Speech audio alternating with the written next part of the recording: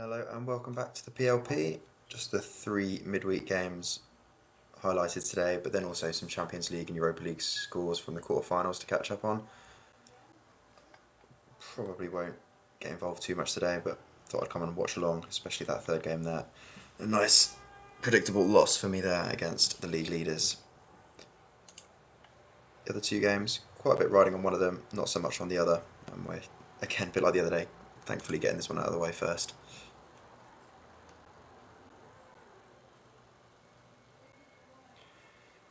I think there are two inevitabilities here. One, as you'd expect, at home, the league leaders will win.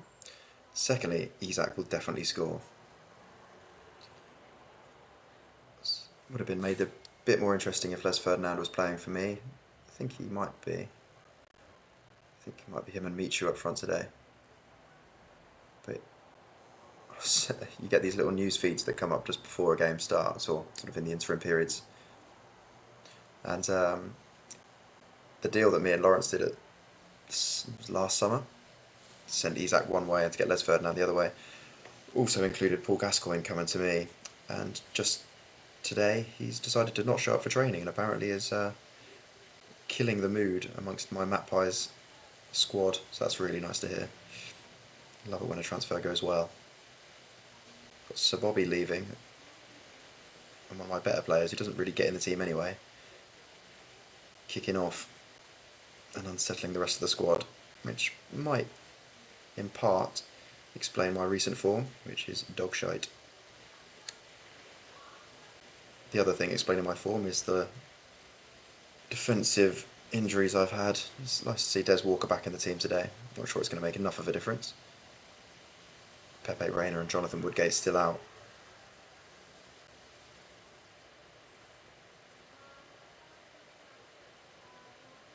Interestingly, I don't think there's any Michael Ballack today either. No. See, I was saying the other day how difficult it's going to be for me to trim down my squad in the summer. Gaza, who probably wouldn't have entered the fray, has pushed himself quite near the top of the shortlist all of a sudden. Sure someone will snap him up in the next draft if he does become available. Can't resist Gaza. How much of a disruptor he is. Speaking of disruption, I saw these first 20 minutes come in. I've actually played well.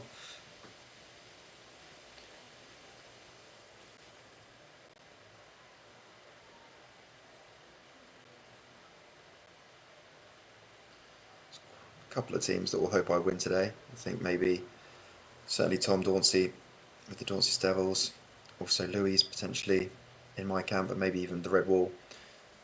Then there's a whole host of teams that will very much be hoping that Lawrence can pull clear and chuck me out of the playoff race. And they can celebrate that one.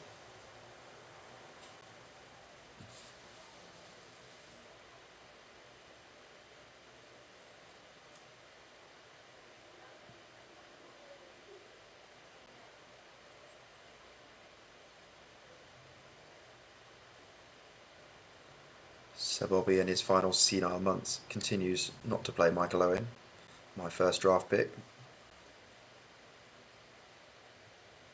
which again goes some way to explaining the shite form I'm in.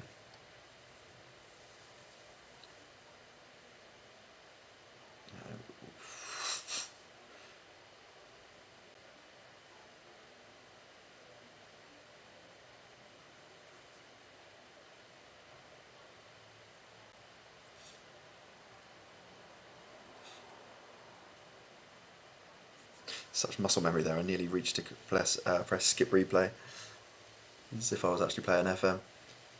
Nobody ever watches the replays of the opponent's goals.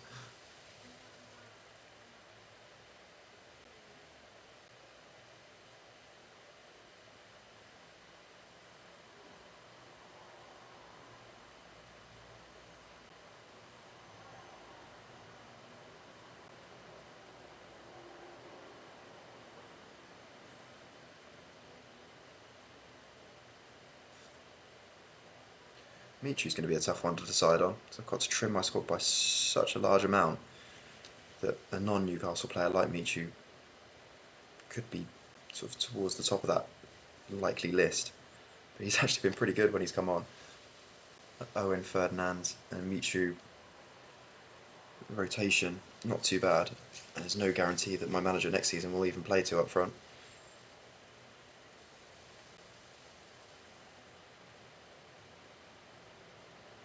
This has been a hefty old half of highlights though. More than 5 minutes in and we're not even at half time.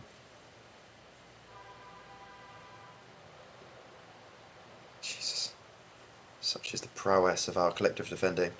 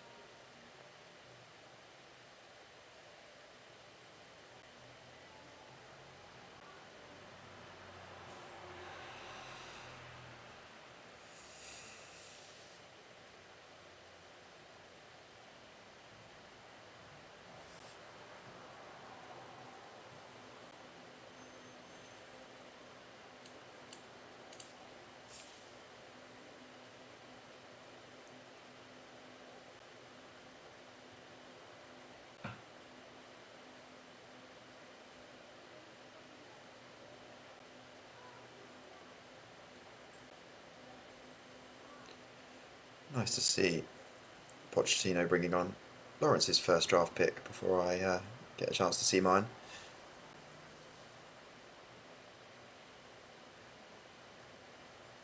Michu though, still going strong.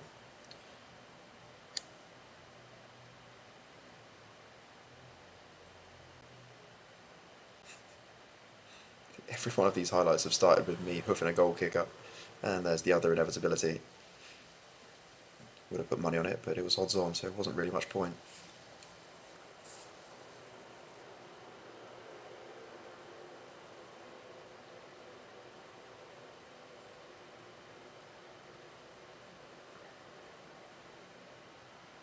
There he is.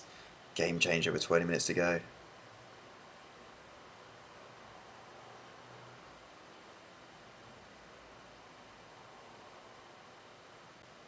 So we're going to see Jazz at the Rovers soon. I know Jazz is getting pretty irate about Henry not playing. I can assure you, watching Michael Owen play about 20% of each game and still scoring 25 goals a season isn't any better. That's the 11th goal I've conceded in nearly 2 games. We've obviously got room for more.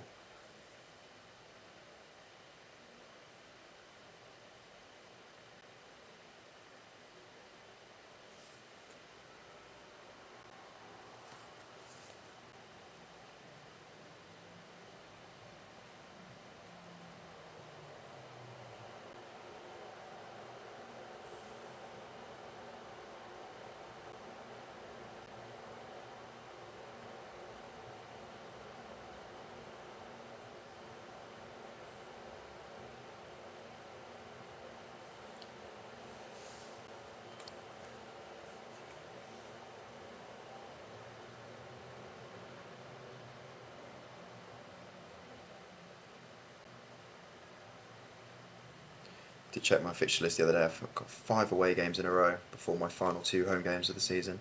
I think the playoff hunt will be over by then, but a tough old slog. More than 9 minutes of highlights. Thoroughly unenjoyable.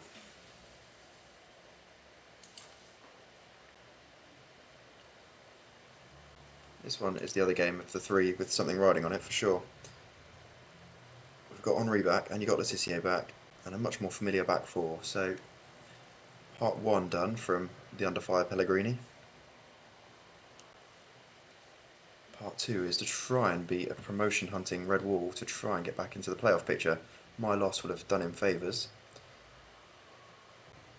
But the problem is the top 7, those currently sitting in the promotion or playoff spots, are also the informed teams, minus maybe Craig, but he's left himself maybe a bit too much to do too late on.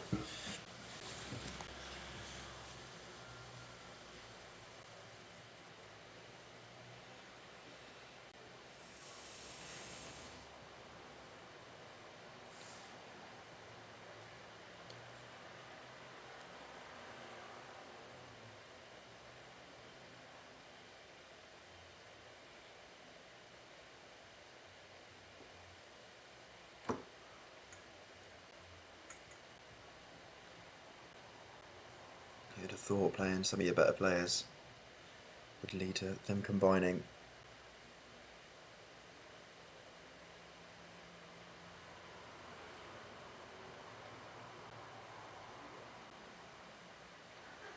Fantastic first 20 minutes for the home team. The Red Whall are in a bit of a mini battle at the moment.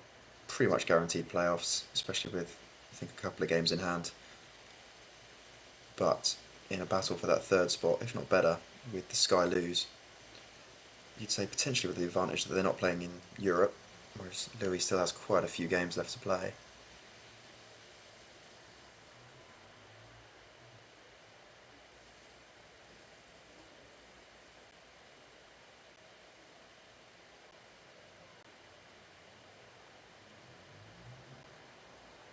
As things stand, I'm sure he'd be happy to escape with a draw.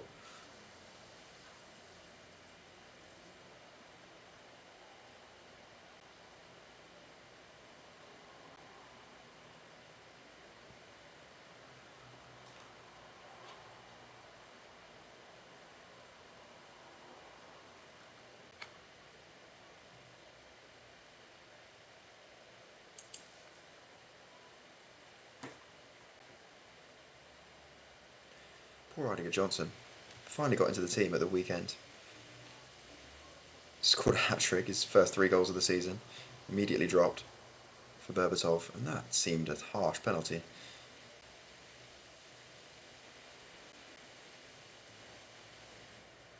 He's not going to miss from there.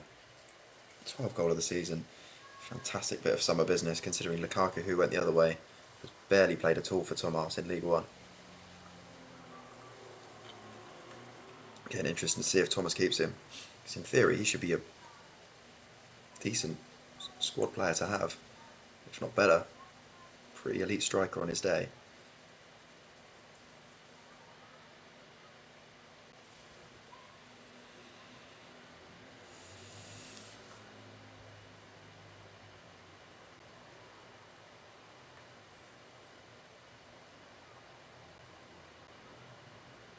This has been a much needed, quite comfortable 3 points.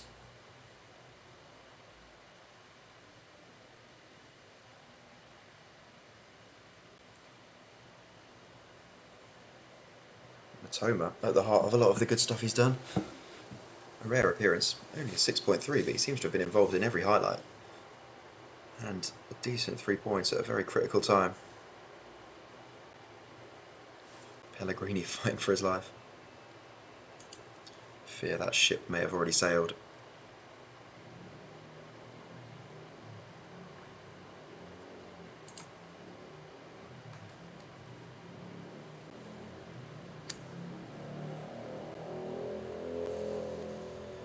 Finally, Down City Cal up against AFZ Wimbledon, which after recent games doesn't really mean a whole lot.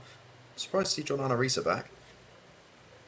Only 2 games ago he was deciding to rearrange Arshavin's legs, which was a straight red, which normally means a 3-game ban.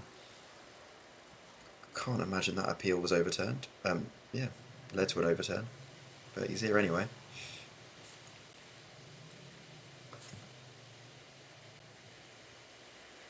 Yeah, that loss against the Tractor Bulge as a result of that red card largely has taken him out of the playoff race. It's good to see Robbie Earle get a game though. He was quite heavily involved in Season 1. So they're absolutely iconic Wimbledon legends in amongst the inherited group, but I think Sig's done a good job of weeding them out over the past few transfer windows. Robbie Earle amongst, I think, John Fashanu and Vinnie Jones are one of the two or three that he's allowed to stay. I think Carl Court was on that list, but even he may have been chopped at some point recently. He had the most bloated squad of anyone, I think, when he picked Wimbledon. Him or Craig at Ipswich. But he's scythed it by a considerable amount. Just trying to have a look to see how many of the actual inherited players he's still got left now. He's got Ben Thatcher and Brian McAllister both out on loan. Ivan Leonardson's still there along with Vinnie Jones, and then it's Robbie Earle, Carl Court who's out on loan, and John Fashanu. Look at who that means he's discarded over the last year and a half.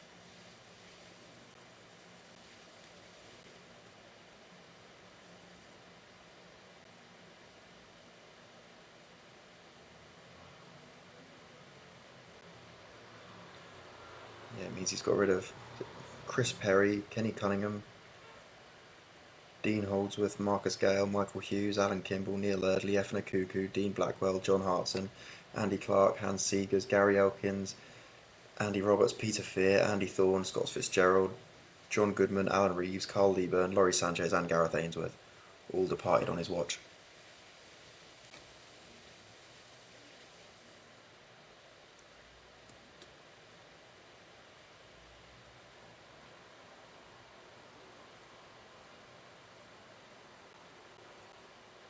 Meanwhile, I'm pretty sure if Dan actually had control of his Cal side, he might be giving a rest to the likes of Robin van Persie. The league not really meaning much now, but an FA Cup semi-final looming large in the distance.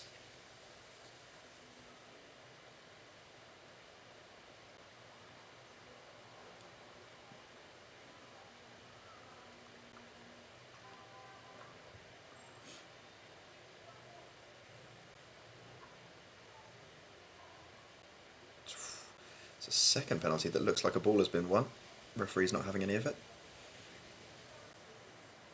Van Persie relieved of his penalty duties and Merson doing no better.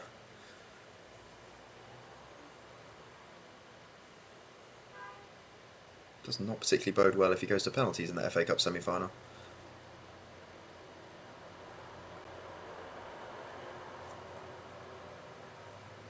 I think he's even tricked the game. It's not even showing that he's missed a second penalty. Vinnie Jones! Talked him up. I wasn't just dreaming, right? He has just missed a second penalty.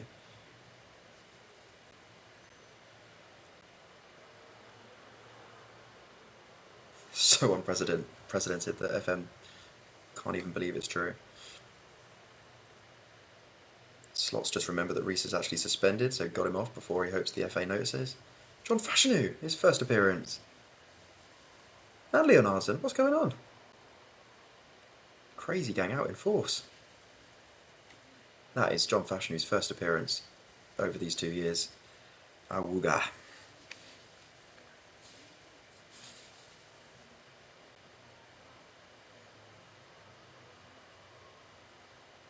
I think even Dan would be happy to see a John Fashanu or Vinnie Jones winner at this point.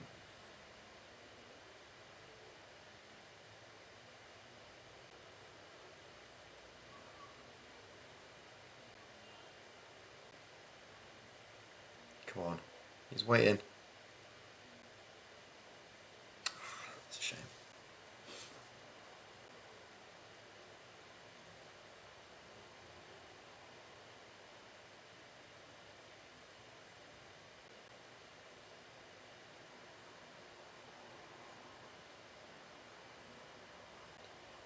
Any late drama? Not sure what Rye was doing for that. A little bit of entertainment, mainly from the managers and their substitutions.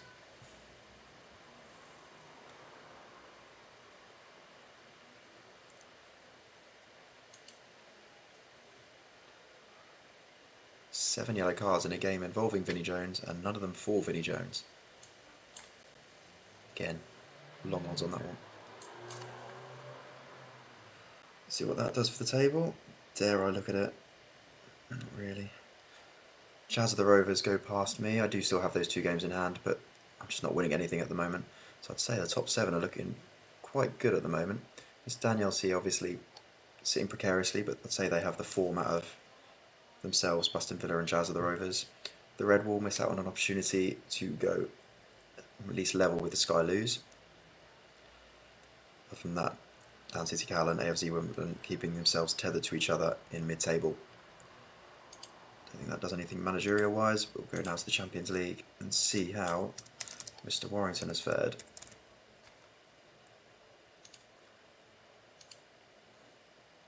Very well. First leg done and dusted to try and emulate my achievement last year of winning the Champions League, very bizarrely. Erling Haaland, and I have no idea who scored the second. Possibly a regen, possibly a young hammer. The trip to Spain is likely to be the disruptive one next week. And down to the Europa League. And the same outcome for Mr. Wyman. Busy on the golf course today, offering me training sessions. Don't know what I'm looking for through the Shakhtar, the next team. That's the one we want to know. Morata, who scored a brace a couple of days ago, because Dan plays every 2 days, so there's always that opportunity. Scoring again today, along with Kat Kicker. Again, his trip to Ukraine next week, not ideal. He's basically going to have to walk off the pitch and jump straight onto a private jet. And that's everything for today. There's actually a break in terms of highlights tomorrow. We've just got the score from the Sky Lose Europa Conference League game against Lille, where he'll be hoping to complete the hat-trick for those remaining in Europe. And then Friday we're back to the NLP as we edge closer to the end of their season. So I'll catch you then.